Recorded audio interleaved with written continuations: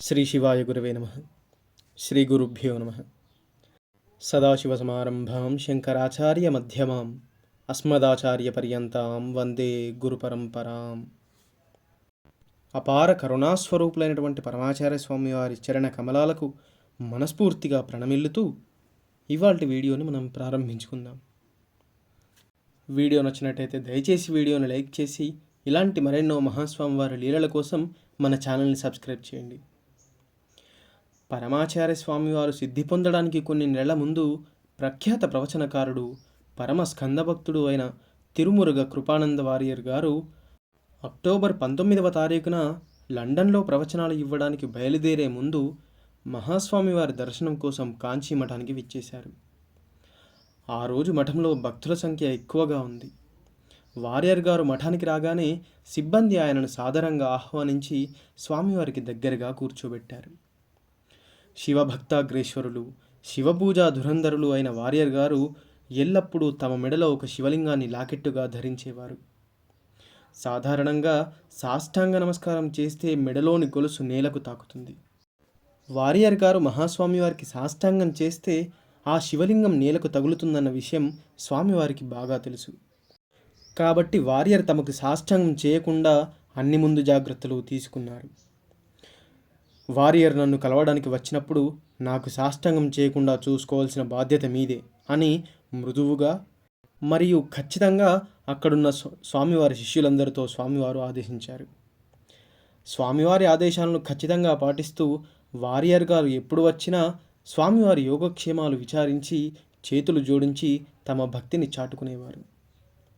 ఇప్పుడు కూడా లండన్ వెళ్లే ముందు స్వామివారి దర్శనం కోసం వచ్చిన వారియర్ స్వామివారికి నమస్కరించి ఎంతో వినయంతో నేలపైన కూర్చున్నారు.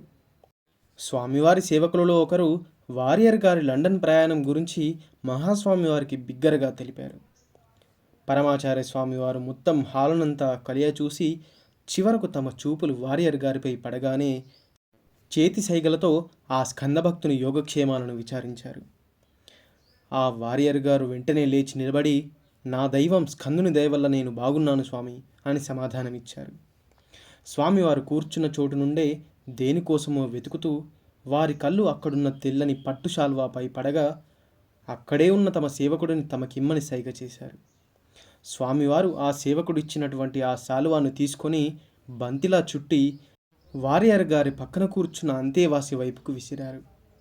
అక్కడ కూర్చున్న సేవకుడు కూడా స్వామివారు ఏదో తన వైపుకు విసురుతున్నారన్న ప్రజ్ఞతో సిద్ధంగా ఉన్నవాడై దాన్ని అందిపుచ్చుకొని తదుపరి స్వామివారి ఆదేశం కోసం వేచి ఉన్నాడు. అక్కడున్న సేవకుని పేరు గుండు రఘు. అప్పట్లో మఠంలో ఒకే పేరుతో చాలామంది సేవకులు ఉండడంతో ఏదో ఒక విశేషణంతో వారిని గుర్తుపట్టడానికని కాస్త బొద్దుగా ఉన్న రఘును గుండు రఘు అని పిలిచేవారు. శాలువాను వారియర్కు ఇవ్వమని స్వామివారు ఆదేశించడంతో గుండు రఘు అలానే చేశాడు. వెంటనే స్వామివారు ఒక రుద్రాక్షమాలను తీసుకొని ధ్యానంలోకి వెళ్ళారు. హాలు మొత్తం నిశ్శబ్దంగా స్వామివారిని చూస్తూ ఉన్నారు. అరగంట తరువాత స్వామివారు కళ్ళు తెరిచి దానిని గుండు రఘు వైపు విసరగా దాన్ని అత్యంత చాకచక్యంతో అందిపుచ్చుకొని స్వామివారు ఆదేశించినట్టుగానే ఆ రుద్రాక్షమాలను వారియర్ గారి మెడలో వేశాడు. స్వామివారు ఒక దానిమ్మ పండును తీసుకొని కొన్ని మంత్రాలు జపించి గుండు రఘు వైపుకు విసిరి దాన్ని కూడా వారియర్ గారికి ఇవ్వమన్నారు. అక్కడున్న భక్తులందరూ వారియర్ గారు గొప్ప భక్తులు, వారికి వచ్చిన దాన్నంతా దేవాలయాలకు కుంభాభిషేకాలకు వినియోగించేవారు. అంతటి గొప్ప వ్యక్తికి మహాస్వామివారి ఈ ప్రత్యేక అనుగ్రహం సరైనదే అని అనుకున్నారు. కుంకుమ, విభూతి, కలకండ ప్రసాదంగా తీసుకొని ఆర్ద్రత నిండిన కళ్ళతో తిరిగి వెళ్ళడానికి అనుమతి కోసం ఎదురుచూస్తున్నారు వారియర్ గారు. వెళ్ళడానికి సిద్ధంగా ఉన్న వారియర్ గారికి సాధారణంగా స్వామివారిచ్చే ఆశీస్సులు సులువుగా అర్థం చేసుకునే పద్ధతిలో మహాస్వామివారు చెప్పలేదు.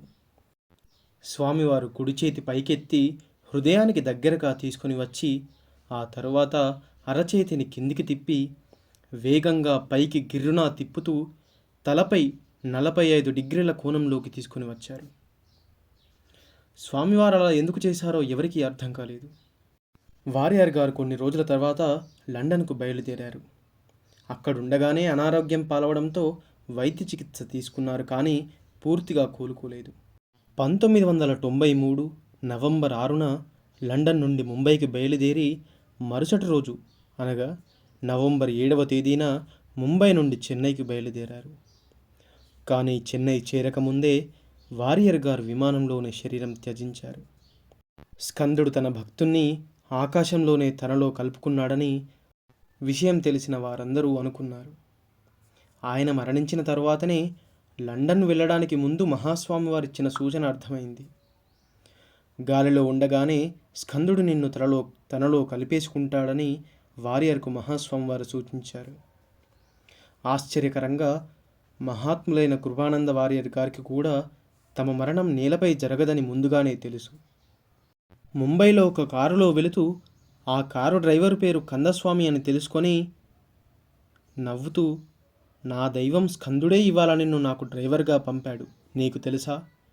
నేను నేలపై శరీరం విడవను, విమానంలోనే అది జరుగుతుంది. స్కందుడే నా కోసం తన నెమలి వాహనాన్ని పంపి నన్ను తనలో చేర్చుకుంటాడు అని ఆ కారు డ్రైవర్తో ముందుగానే చెప్పారట. అపార కరుణాసింధుం జ్ఞానదం శాంతరూపిణం శ్రీ చంద్రశేఖర గురుం ప్రణమామి ముదాన్వహం. సర్వం శ్రీ గురుదివచరణారవిందార్పణమస్తు. స్వస్తి.